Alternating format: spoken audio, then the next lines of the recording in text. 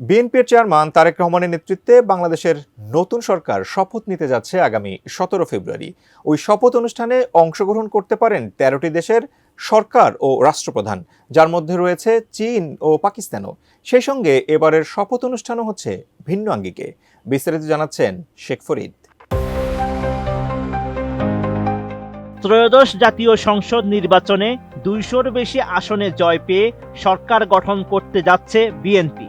আগামী 17 ফেব্রুয়ারি আনুষ্ঠানিকভাবে শপথ নিতে যাচ্ছে নবনির্বাচিত সরকার। ওই শপথ অনুষ্ঠানে অংশগ্রহণ করবেন 13টি দেশের সরকার প্রধান। 14 ফেব্রুয়ারি এমন তথ্যই নিশ্চিত করেছেন অন্তর্বর্তী সরকারের এক দায়িত্বশীল কর্মকর্তা। এছাড়া কূটনৈতিক সূত্রে জানা যায়, শপথ অনুষ্ঠানে অংশ নিতে অন্তর্বর্তী সরকারের প্রধান উপদেষ্টা ডক্টর মোহাম্মদ ইউনূসের স্বাক্ষরে চীন, ভারত, পাকিস্তান সহ মোট 13টি দেশে আমন্ত্রণপত্র পাঠানো হয়েছে।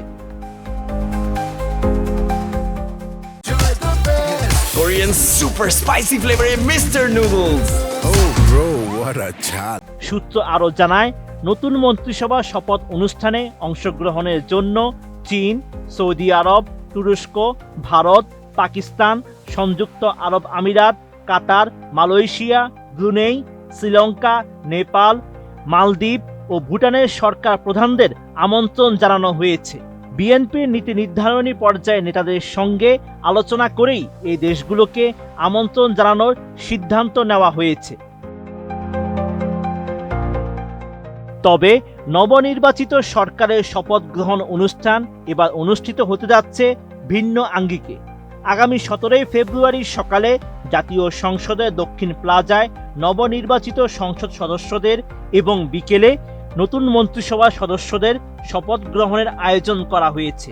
এই আয়োজনের মধ্য দিয়ে দীর্ঘদিনের প্রচলিত রীতি ভেঙে নতুন অধ্যায়ের সূচনা করতে যাচ্ছে বাংলাদেশ।